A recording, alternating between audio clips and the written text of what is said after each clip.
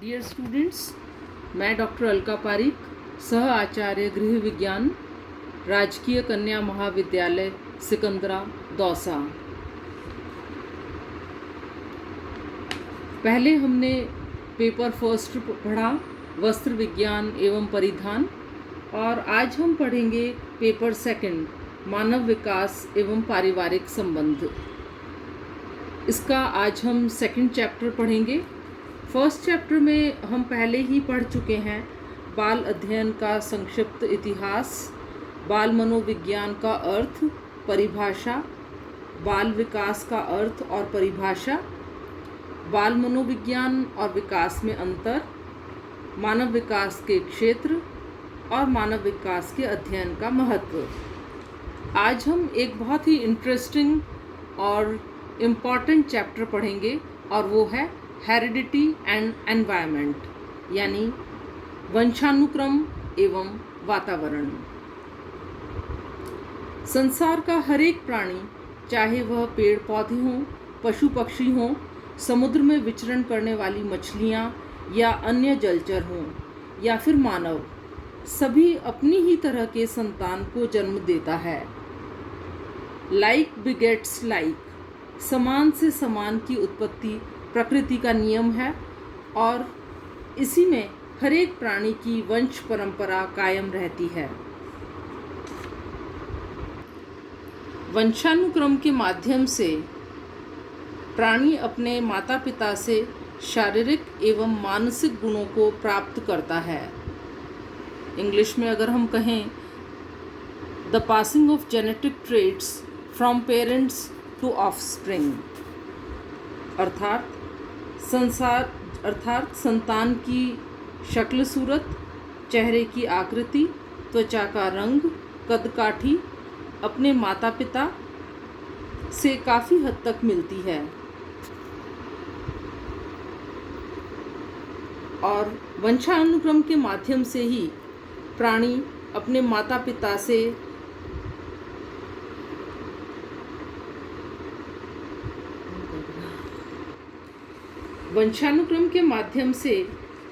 प्राणी को गुण बिना प्रयत्न के ही अपने माता पिता से प्राप्त हो जाते हैं। गर्भाधान यानी कंसेप्शन के साथ ही वंशानुक्रम गुणों का हस्तांतरण हो जाता है, लेकिन जन्म के बाद जो शक्तियाँ इन गुणों के विकास में सहायक होती हैं, वे वातावरण के कारण होती हैं। अतः व्यक्ति के विकास में वंशानुक्रम और वातावरण, इन दोनों का ही महत्वपूर्ण स्थान है। इन दोनों में से किसी एक के भी कमजोर पड़ जाने पर बालक का व्यक्तित्व विकास प्रभावित होता है। भारतीय मनोवैज्ञानिकों और विद्वानों ने जहां बालक के व्यक्तित्व विकास में वंशानुक्रम पर जोर दिया है, वहीं पश्चिमी मनोवैज्ञानिकों का विचार है कि बालक को उचित वातावरण प्रदान कर उन्हें सफल डॉक्टर, इंजीनियर, वकील, अध्यापक, न्यायाधीश, वैज्ञानिक आदि कुछ भी बनाया जा सकता है, भले ही उनका वंशानुक्रम कुछ भी रहा हो। परंतु यह संभव नहीं है कि दुर्बल या मंदबुद्धि माता पिता के संतान को डॉक्टर, इंजीनियर, वैज्ञानिक या न्यायाधीश बनाया जा सके। इस संबंध में गाल्टन ने अपने अध्ययन किए और इसे सही भी पाया, और इसलिए आज भी यह विवाद का विषय बना हुआ है कि व्यक्तित्व विकास में सर्वाधिक महत्व वंशानुक्रम का है या फिर वातावरण का। यदि बाल विकास को समझना है तो पहले वंशानुक्रम और वातावरण को समझना आवश्यक है। सबसे पहले हम बच्चों देखेंगे कि वंशानुक्रम का अर्थ क्या होता है। प्राणी को अपने पूर्वजों से जो कुछ भी प्राप्त होता है वह वंशानुगत गुण के कारण होता है, यानी हेरिडिटी ट्रेट कहते हैं उसे। सरल शब्दों में बालक अपने माता पिता और पूर्वजों से जो विभिन्न शारीरिक और मानसिक गुण गर्भाधान के समय प्राप्त करता है, वह उसके वंशानुगत गुण यानी हेरिडिटी ट्रेट्स कहलाते हैं। अर्थात जन्म से पूर्व प्राप्त होने वाले सभी गुण वंशानुगत गुण होते हैं। इसलिए वंशानुक्रम को व्यक्ति के जन्मजात गुणों का समूह कहा जाता है।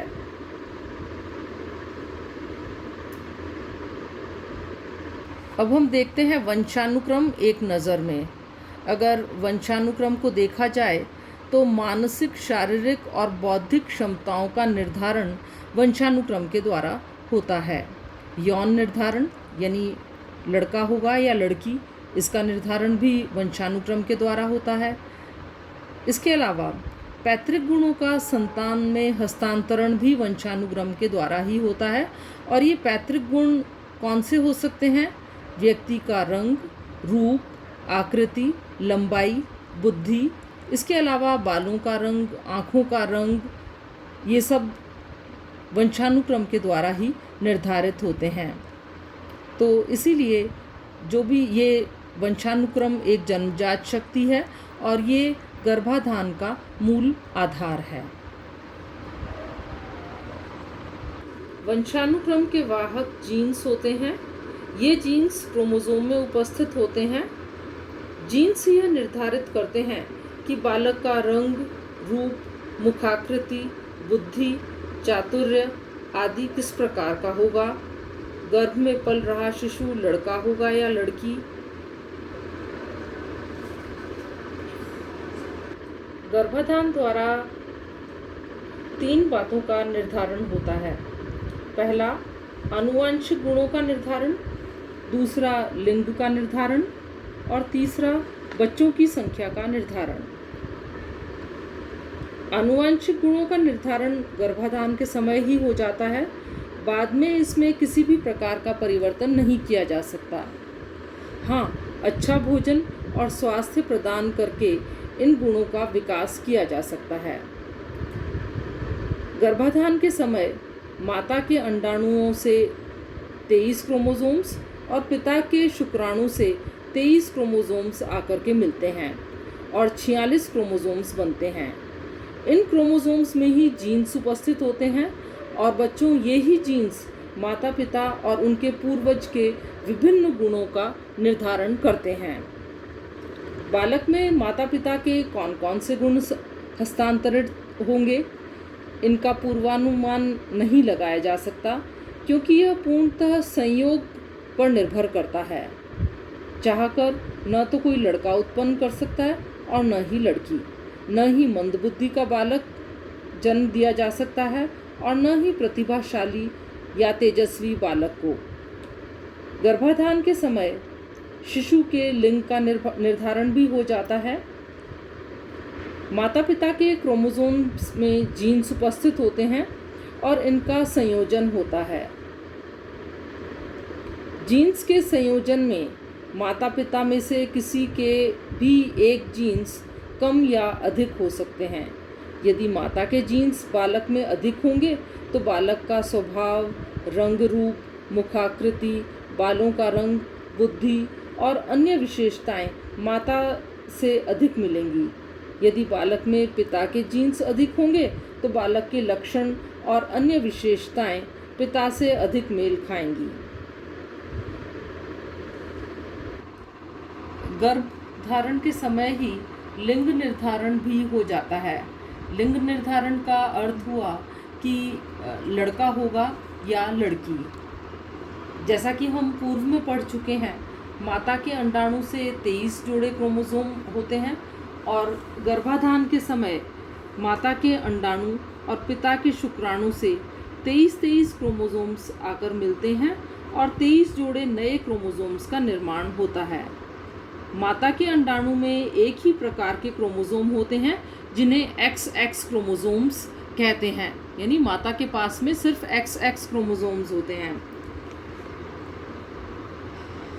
जबकि पिता के शुक्राणु में X और Y 2 प्रकार के क्रोमोसोम्स होते हैं।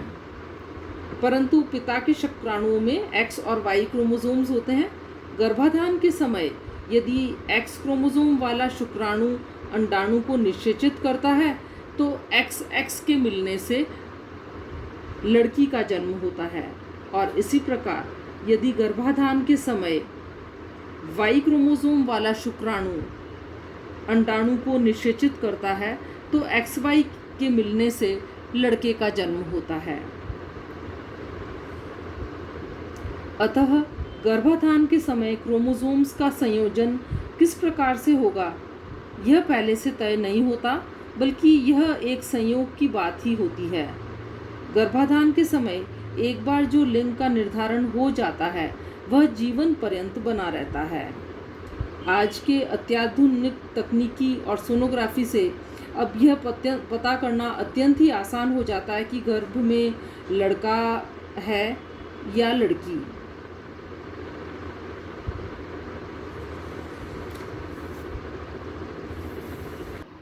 सेक्स डिटर्मिनेशन को, यानी कि जन्म के समय लड़का होगा या लड़की, इसको हम इस चित्र के द्वारा भी आसानी से समझ सकते हैं। देखो बच्चों, स्त्रियों के अंदर यानी माता के अंदर XX क्रोमोसोम्स होते हैं, जबकि पुरुषों के अंदर एक X क्रोमोसोम और एक Y। अगर माता के पास तो सिर्फ XX क्रोमोसोम ही है, अतः माता सिर्फ X ही दे सकती है।